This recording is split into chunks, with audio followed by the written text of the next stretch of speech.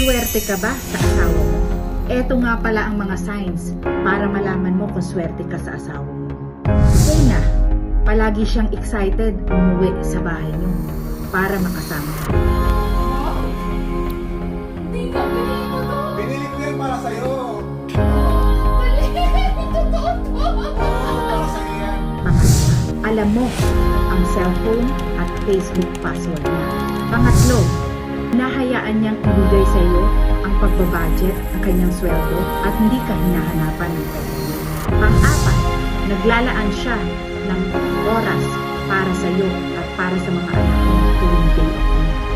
Pang-lima, pinakikinggan niya ang hinaing mo. At kapag nagdidesisyon siya, kinukonsider niya ang opinion mo at desisyon mo. Pang-anim, iniiwasan niya ang mga bagay na alam niya na pagmumulan ng away.